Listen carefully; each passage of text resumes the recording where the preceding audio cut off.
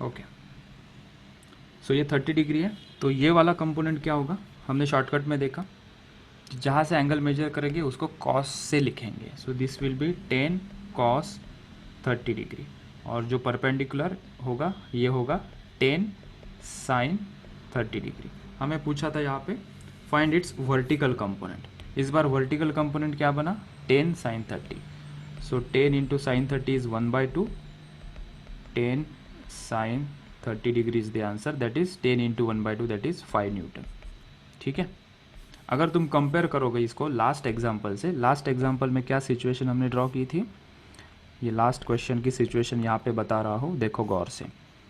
Force कितना था वहाँ पे 5 न्यूटन था, एंगल ये दिया था, कितना दिया था 60 डिग्री था।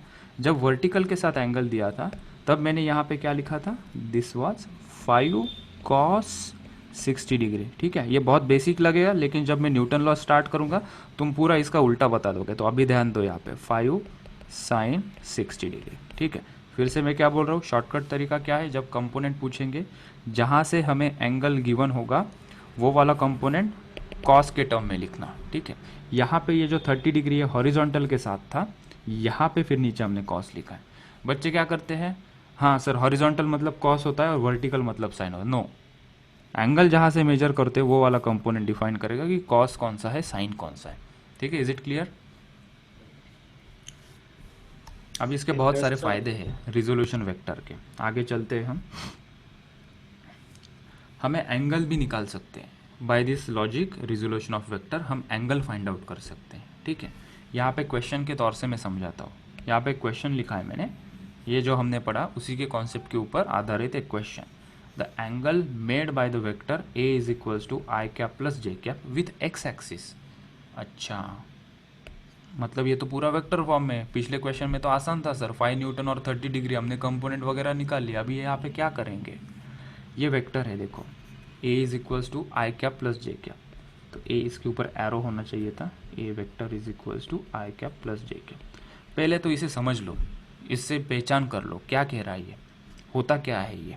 ठीक है, एक वेक्टर है वो दो वेक्टर के कॉम्बिनेशन से बना है, ये तो पता चल गया, मतलब इसका मैग्नीट्यूड 1 है, जे तो डायरेक्शन है ना, कुछ नहीं लिखा है, मतलब इसका मैग्नीट्यूड क्या होगा 1 होगा। अच्छा ठीक है, आई कैप मतलब कौन से डायरेक्शन में होगा, ये एक्स डायरेक्शन में, एक्स डायरेक्शन में कितना, आई कैप को इंटरप्रेट करोगे तो क्या लिखोगे, ये 1 unit in x direction, correct. और जे कैप को इंटरप्रेट करोगे तो जे का मैग्नीट्यूड कितना है 1, जे मतलब क्या होता है अलोंग वाई डायरेक्शन, तो ये कुछ वेक्टर एरो से दिखाओगे तो ये 1 यूनिट ऐसा दिखाओगे। ठीक है, कौन से डायरेक्शन में है ये वाई डायरेक्शन में। ठीक है, मतलब सिंपल एक सिंबल ने मुझे ये इन्फॉर्मेशन दे दी। ठीक है, उनके बीच में क्या है, ये प्लस साइन है, मतलब एडिशन किया होगा, तो इन दोनों को ऐड करने के लिए तुम ट्रायंगल लॉ यूज़ कर सकते हो, पैरेललोग्राम यूज़ कर सकते हो, लेकिन वो नहीं करेंगे हम। ठीक है, अगर करना पड़े तो इसको लिखेंगे कैसे, ये तो अलग अलग लिखा सर आपने, इसको उठा लो यहाँ से यहाँ पे रख दो, तो पहले तो मैं क्या करता हूँ इस नीचे वाले को थोड़ा यहाँ लेके आता हूँ। ठीक है, तो हम रीपोजिशन कर सकते हैं बिना डायरेक्शन और मैग्नीट्यूड चेंज करें, मैंने यहाँ पे रख दिया। ठीक है, अननेसेसरी चीज़ें मैं कट कर देता हूँ यहाँ पे, अभी ये हटा दिया, ये हटा दिया मैंने, ये 1 यूनिट बाहर से लिखता हूँ, ये 1 यूनिट। ठीक है, क्या ये रिप्रेजेंट कर रहा है ये सिचुएशन, करेक्ट। अभी यहाँ से मुझे पता चला कि ये वेक्टर के बीच में एंगल कितना है, इन दोनों वेक्टर के बीच में एंगल कितना है, ये 90 डिग्री है। इससे एक कंक्लूजन आता है, जब कभी ऐसा आई जे के फॉर्म में होगा मतलब ये दोनों के बीच में एंगल कितना है 90 डिग्री। ऑब्वियस सी बात है ना, एक्स एक्सिस और वाई एक्सिस के बीच में एंगल कितना होता है 90 डिग्री। ठीक है सर, क्वेश्चन की तरफ बढ़ो सर, इसके बीच में angle made by this vector कितना है, आंसर आ गया ऑप्शन ए 90 डिग्री। तरीका कैसा, ऐसा किया। ठीक है, लेकिन इसका रिजल्टेंट का एंगल पूछा है, हमें रिजल्टेंट का पूछा है, तो जल्दबाजी में ए टिक नहीं कर सकते। आगे हमने क्वेश्चन को पढ़ा, हमने देखा विद एक्स एक्सिस किसका किसका एंगल, ए वेक्टर का, मतलब इसका कोई हम मैग्नीट्यूड निकाल ले और इसका डायरेक्शन निकाल लेते हैं। ए वेक्टर दो वेक्टर के कॉम्बिनेशन से बना है, पहली स्टेप, फिर से बता रहा हूँ इस चीज़ को देखो गौर से, ये जो लिखा हुआ है ये ए वेक्टर है, ये किन के कॉम्बिनेशन से बना हुआ है, ये दो वेक्टर के कॉम्बिनेशन से, उसको मैंने यहाँ रिप्रेजेंट कर दिया। ठीक है, इसका मुझे मैग्नीट्यूड बताओ और डायरेक्शन बताओ, फिर हम बात करते हैं। अगर मैंने पूछा ये जो ए वेक्टर है उसका मुझे मैग्नीट्यूड बताओ और डायरेक्शन बताओ।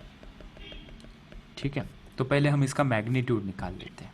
ठीक है, मैग्नीट्यूड निकालने के लिए मैंने फॉर्मूला बताया, अंडर रूट ऑफ आई का कोएफिशिएंट का square that is 1 square plus J के कोएफिशिएंट का स्क्वायर दैट इज 1 स्क्वायर। कितना आया आंसर, √2 यूनिट। ठीक है, मतलब ये जो ए वेक्टर है जो आई कैप और जे कैप के कॉम्बिनेशन से बना है उसका मैग्नीट्यूड कितना है, √2 यूनिट है। उसका डायरेक्शन हमें फाइंड आउट करना है, इसका क्या करना है, हमें डायरेक्शन फाइंड आउट करना है। ठीक है, तो एक चीज़ याद रखो, ये 100 बात की एक बात बोल रहा हूँ। देखो, जब कभी ऐसे दो परपेंडिकुलर कंपोनेंट्स आएंगे तो इनका रिजल्टेंट हमेशा इनके बीच में होगा। सो दो वेक्टर का रिजल्टेंट हमेशा उनके बीच में होगा। मतलब ये जो ए वेक्टर है, ए वेक्टर कहीं यहाँ होगा ये, राइट। और इसका मैग्नीट्यूड कितना है, तो अगर मैं सिर्फ मैग्नीट्यूड निकलना चाहूँगा तो एरो हटा दिया, मैंने यहाँ पे लिखा √2। मुझे पूछा है इन्होंने इसी का डायरेक्शन एक्स एक्सिस के साथ, ये एंगल पूछा है, दिस एंगल, ये अल्फ़ा मान लेते हैं। ठीक है, तो ये एंगल मुझे फाइंड आउट करना है। तो हमने लास्ट में जो फॉर्मूला पढ़ा है ना, tan alpha is equals to b cos theta upon a plus b sine theta something, वो वाला भी यूज़ करने की ज़रूरत नहीं है। देखो मैं कितने आसान तरीके से यहाँ से अल्फ़ा एंगल निकाल रहा हूँ। ठीक है, हमें ट्रायंगल बनाना है। ठीक है, हम ट्रायंगल बनाते हैं। ठीक है, इस लाइन को ना थोड़ा मैं बड़ा ड्रॉ कर दूँ, यहाँ पे काफ़ी छोटी हो गई वो, ये यहाँ पे इतना, ये ठीक है, थोड़ा क्लीन कर देते हैं। ये कितना आया, √2। हमें अल्फ़ा फाइंड आउट करना। मैंने क्या किया, यहाँ से ये जो 1 यूनिट का वेक्टर है चुपके से उठा के यहाँ रख दिया। किसी को कोई दिक्कत, किसी के पेट में दर्द हुआ, हम रिपोजिशन कर सकते हैं, मैग्नीट्यूड वाइज उठा के यहाँ पे रख दिया मैं। ठीक है, तो मैंने इसको यहाँ पे रिप्रेजेंट किया। क्यों किया, देखो अभी क्या तुम्हें ये ट्रायंगल दिखाई पड़ रहा है? ओके, अगर ये 1 यूनिट था तो ये भी कितना है, दिस इज़ 1 यूनिट। यूनिट मतलब सेंटीमीटर होगा, मीटर पर सेकेंड होगा, न्यूटन होगा, कुछ भी होगा। ठीक है, अच्छा यहाँ से मुझे बताओ तो tan अल्फ़ा कितना आएगा ज़रा। tan alpha is equals to 1 opposite, this is opposite side upon this is base. ठीक है, 1/1। तो अल्फ़ा tan अल्फ़ा यहाँ पे बन गया 1, अल्फ़ा कितना हो गया फिर 45 डिग्री। 45 डिग्री। मतलब tan 1 कब आता है, 45 डिग्री पे। तो मिल गया, वो पीछे वाला फॉर्मूला यूज़ करने की भी ज़रूरत नहीं पड़ी हमें। तो ये एंगल मुझे मिल गया 45, तो इसका आंसर क्या होगा, B 45। अभी ये सभी चीज़ों को थोड़ा रिकलेक्ट करते हैं, स्टेप बाय स्टेप रखो। क्वेश्चन पढ़ा हमने, क्या किया हमने एक्चुअली, हमने क्वेश्चन में देखा angle made by the vector A which is given as i cap plus J cap with x axis. तो हमने इसको सेपरेटली यहाँ लिख लिया। इसे समझने के लिए हमने देखा कि ये जो A वेक्टर है ये दो वेक्टर से बना हुआ है, आई कैप प्लस जे कैप। आई कैप क्या होता है, एक्स एक्सिस के अलाउ, इसका कोएफिशिएंट कितना है 1। यहाँ पे 2 लिखा होता 2 आई कैप, तो इसको हम 2 लिखते। यहाँ पे 3 जे कैप लिखा होता तो यहाँ पे हम 3 यूनिट लिखते। ठीक है, तो यहाँ पे हमने आई कैप मतलब ये उतना 1 यूनिट लेंथ का एरो निकाल दिया एक्स डायरेक्शन में, और 1 यूनिट का एरो हमने निकाल दिया वाई डायरेक्शन में। ठीक है, इन दोनों को टेल टू टेल हमने जोड़ दिया। ठीक है, और एक चीज़ हमने याद रखी, दो वेक्टर का रिजल्टेंट हमेशा उनके बीच में आता है। तो ये जो है ब्लू कलर का, ये ब्लू कलर का क्या है, ये इन दोनों के कॉम्बिनेशन से जो बना हुआ वेक्टर है ए कैप, वो है। इसका मैग्नीट्यूड कैसे निकाला हमने, वो अंडर रूट ऑफ इसका कोएफिशिएंट का स्क्वायर प्लस दूसरे के कोएफिशिएंट का स्क्वायर, इसलिए अंडर रूट 2 आंसर आया। हमें वो नहीं पूछा था, फिर भी हमने निकाला। हमें पूछा था इसका डायरेक्शन, किसका डायरेक्शन, ये ए वेक्टर का। कौन सा ए वेक्टर, ये ब्लू वाला। किसके साथ एंगल पूछा था, हॉरिजॉन्टल के साथ। वो कैसे निकाला हमने, हमने देखा ये 1 यूनिट है, उसको उठा के यहाँ रख दो तो ये ट्रायंगल बन जाएगा। तो tan अल्फ़ा ले लो, साइन कॉस से बात नहीं बनेगी, tan अल्फ़ा से ही बनेगी। tan अल्फ़ा लिया, अपोजिट अपॉन बेस 1/1, वहाँ से 45 डिग्री हमारा आंसर आया। ठीक है, चलो इसे लिख लो, फिर हम सेकंड क्वेश्चन करते हैं, ये वाला।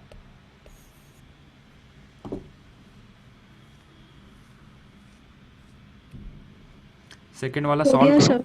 हाँ, हो गया। अगर फर्स्ट वाला ये कम्प्लीटली अच्छे से लिखो, हो सेकंड गया वाला सर। सॉल्व करो। ठीक है, कल क्या है पता है ना?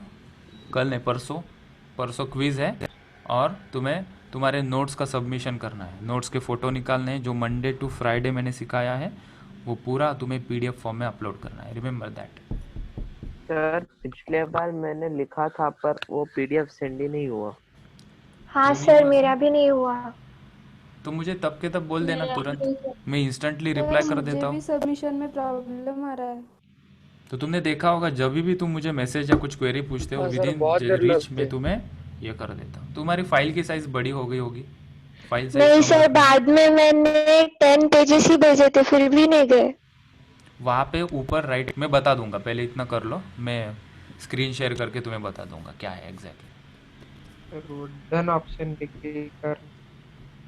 ठीक है, 14th वाला क्वेश्चन वो करो। मैं गिवन पूछना 2 वेक्टर बजे से मेरा कल था। द एंगल, बाकी की रहने दो बातें, पहले इस सर क्वेश्चन को हैंडल 14 का करते हैं। हम्म, सर 14 का answer b tan inverse 2/3। Okay, check कर लेंगे सही गलत है क्या। जो पहली बार वेक्टर पढ़ रहे हैं मेरे साथ, please participate. Kaustubh, Gauri, Abhishek, participation बढ़ाओ। सर 14 का बी। 14 का भी। निखिल, शार्दुल, सर बी 14 का। Tanmay, Shreya, Soham, sir B.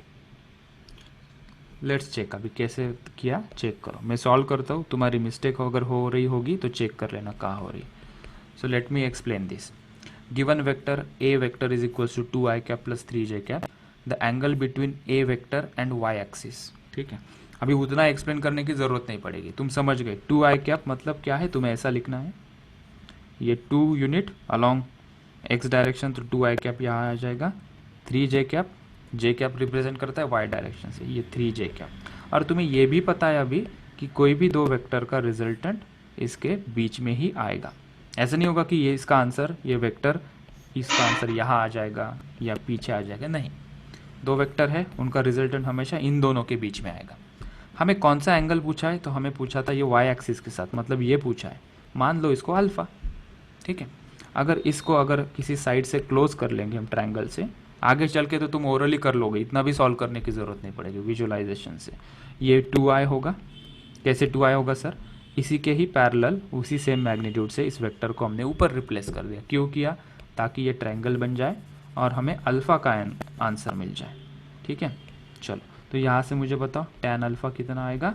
तो तुमने कहा opposite is 2, adjacent is 3। So alpha is equals to, इसको ऐसे लिखते हैं tan, और बोलते ऐसा है tan इनवर्स ऑफ 2/3। ठीक है, इसका क्या एग्जैक्टली मीनिंग इंटरप्रिटेशन होता है, मैथ्स वाले बच्चे वहाँ पढ़ लेंगे, बायोलॉजी वाले बच्चे चिंता ना करें, इस प्रकार से हम इसको लिख के छोड़ देंगे। ठीक है, तुम कहोगे सर इसकी वैल्यू कैसे फाइंड आउट करेंगे, तो उसको हम लॉग टेबल यूज़ करके फाइंड आउट करते हैं। वो हालांकि उस टाइप के लॉग टेबल वाले क्वेश्चन हमारे जेई और नीट में नहीं आएंगे। ठीक है, ये आया समझ में? तो इसका आंसर आया हमारा बी। अगर इसी क्वेश्चन में पूछता हूँ व्हाट इज़ दी एक्सटेंशन इस क्वेश्चन का, what is the magnitude, what is the magnitude of A vector, this is 2i cap plus 3j cap, इसका मैग्नीट्यूड मुझे बताओ ए कितना होगा ये। √13। √13। ठीक है, तो रूट अंडर रूट 13। वाला वो फॉर्मूला भी पता है हमें, under root of 2 square plus 3 square कर देना है। अगर यहाँ पे के कैप होता तो सर वो लास्ट में आपने किया था, अगर यहाँ पे 4k कैप या 5k कैप होता तो यहाँ पे प्लस करके 4 स्क्वायर कर देते हैं।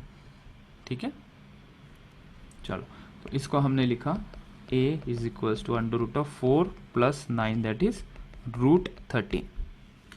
अगर पहले तो लिख लो इतना, फिर एक और बात बताता हूँ, फिर दो नोट्स हम लिख लेंगे। किसी को कोई दिक्कत होगी तो पूछो प्लीज़। हो गया। ठीक है,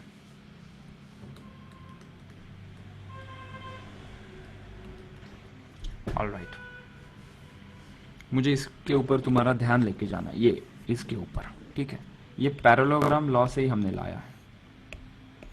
ठीक है, अगर कोई पूछेगा सर आपने ये under root of 2 square plus 3 square ये कैसे किया, हमारे पास एक रिजल्टेंट मैग्नीट्यूड का फॉर्मूला था, हम किंडरगार्टन में ये फॉर्मूला देखें, A square plus B square plus 2ab cos theta.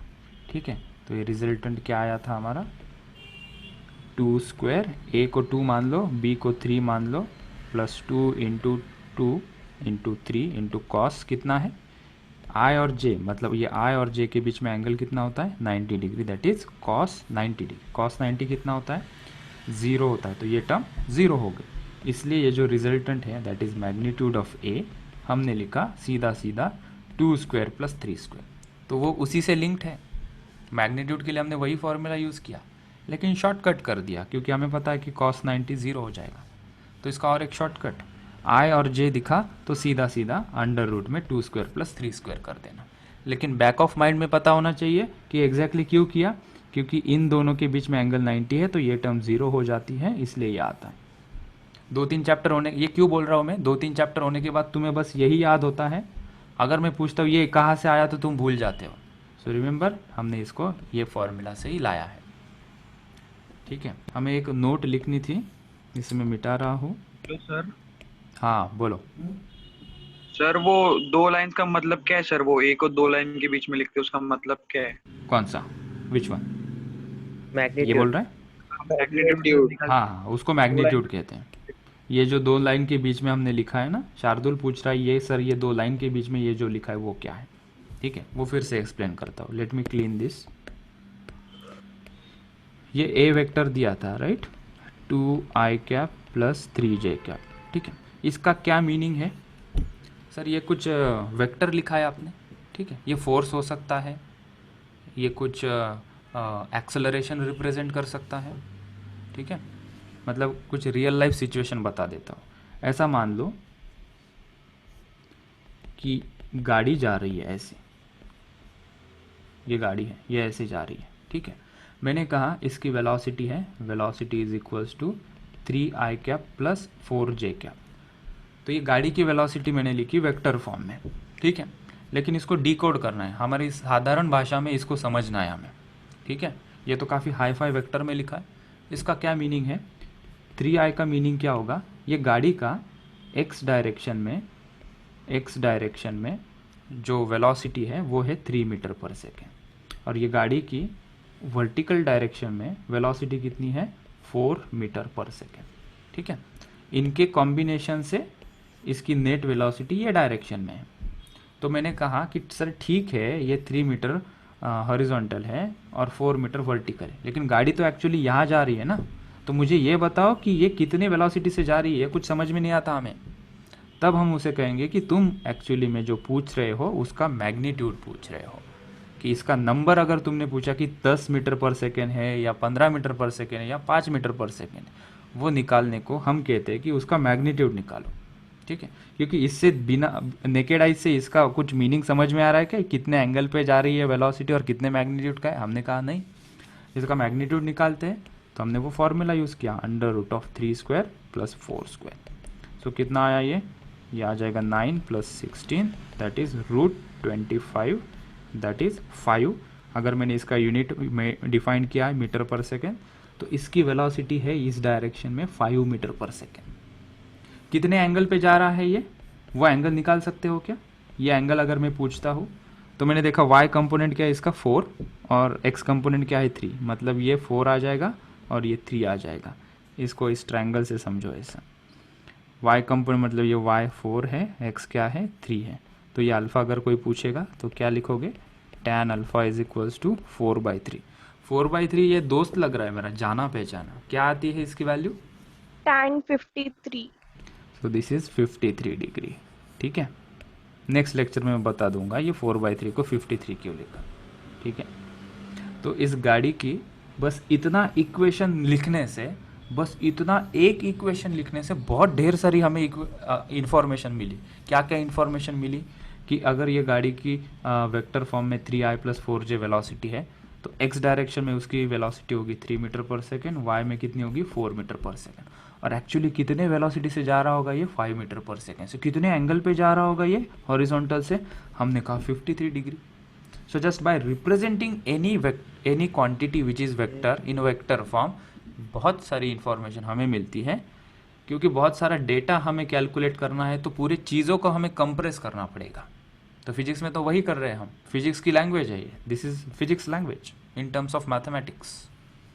हमने वही तो कहा है, mathematics is the language of physics. तो हमारी दो रिस्पॉन्सिबिलिटी होती है, तुम्हें मैथ्स भी पढ़ाओ, फिजिक्स की कॉन्सेप्ट भी पढ़ाओ, तो हमारे प्राण निकल जाते हैं इसमें। बट वी एंजॉय टीचिंग, इसलिए कुछ नहीं लगता। शार्दुल समझा कह रहे? सर वो मैग्नीट्यूड है वो बता था सर, पर उसको वैसा क्यों लिखते वो पूछ रहा था सर, वो 2 लाइन के बीच में वो वो सिंबल का मतलब क्या रिप्रेजेंटेशन है, उसका सिंबॉलिकल रिप्रेजेंटेशन है। है? जैसे वेक्टर का रिप्रेजेंटेशन क्या है, उसके ऊपर हम एरो लिखते हैं। अगर कल जाके कोई बोलेगा कि इसको ऐसा लिखो तो हम ऐसा लिखेंगे। कल जाके कोई बोलेगा नहीं इधर 3 लाइन चाहिए और इधर 3 लाइन चाहिए, हम वैसा लिखेंगे। ठीक है। और इसका एक दूसरा भी मीनिंग होता है, मैग्नीट्यूड के बहुत सारे मीनिंग होते हैं, यहाँ पे तो ये एक ही मीनिंग है इसका कि हमें उसका लेंथ निकालनी है। मैग्नीट्यूड का तुमने दूसरा मैथमेटिक्स में मीनिंग पढ़ा होगा, I think you are asking about this minus. किसी निगेटिव नंबर को मॉड्यूलस के अंदर लिखते हैं तो हम उसको प्लस बना देते हैं। ठीक है।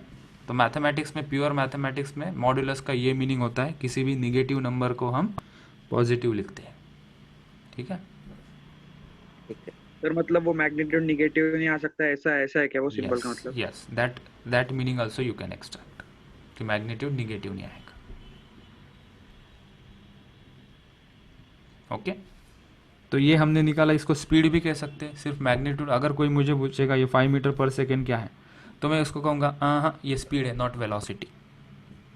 वेलोसिटी बोलनी है तो मुझे क्या बोलना पड़ेगा, 5 मीटर पर second in 53 degree with horizontal या एक्स एक्सिस, ये होगी वेलोसिटी। ये सिर्फ 5 मीटर पर सेकेंड कोई बोलेगा तो इसको क्या कहेंगे, speed. And speed is never negative, इसलिए उसको मैग्नीट्यूड कहते हैं। और magnitude is also never negative, क्योंकि नेगेटिव आया तो भी उसको हम क्या लिखते हैं, पॉजिटिव। फॉरगेट अबाउट दिस, जिसने पूछा था उसको समझ आया तो कब तो भी काफ़ी है। बाकी लोग और कोई डाउट लेके हैं, पूछो, कुछ पूछना है और इसके रिलेटेड, सिले से सिली डाउट भी वेलकम है। गौरांग प्लीज बोलिए। गौरांग था या कौन था, और बोलो। सर मैंने था सर। ओके चलो ठीक है। इसके अलावा दूसरी बात कर लेते, काफ़ी एक्सटेंड कर लिया हमने लेक्चर, तो वाइंड अप कर लेते, बाकी बच्चों का क्लास भी होगा। ठीक है। सैटरडे को सबमिशन है, रिमाइंडर दे रहा हूँ, सैटरडे को सबमिशन मतलब नोट्स के तुम्हें फ़ोटो निकाल के अपलोड करने हैं। ठीक है। तुम्हारी मिस्टेक क्या हो रही है, अपलोड क्यों नहीं हो रहे हैं, जब तुम अपलोड करते हो ना तो स्क्रीन के टॉप राइट कॉर्नर में, मतलब ऊपर के राइट कॉर्नर में, मतलब कुछ यहाँ पे ऐसे इधर, यहाँ पे डन का बटन होता है, मतलब डन होगा, वहाँ पे तुम टच नहीं करते, तुम अपलोड करके सीधा बैक आ जाते हो, इसलिए वो वहाँ पे अपलोड नहीं होता। वहाँ पे make sure when you upload the file, done के ऊपर तुम्हें टच करना है। अगर डन के ऊपर टच नहीं करोगे वो अपलोड नहीं होगी। ठीक। सर वो किया था डन के ऊपर। सर मैंने भी किया था, तो वहाँ पे सर असाइनमेंट्स होती है, बस नोट्स का नहीं हुआ। ओके। फाइल 10 MB के अंदर रखना, हो जाएगा। सर वो अगर 10 MB के ऊपर जाती है तो थोड़ा प्रॉब्लम आ जाएगा, और फिर भी प्रॉब्लम आता है तो मुझे इंस्टेंटली वहाँ के वहाँ मैसेज कर दो कि सर अपलोड नहीं हो रहा है। ठीक है। ऐसा नहीं कि तुम फिर 8 दिन बाद मुझे बोल रहे हो कि सर ये अपलोड नहीं हो रहा है। सर वो अपलोड की तो वहाँ पे मैसेज आया कि फाइल इज इनकम्प्लीट।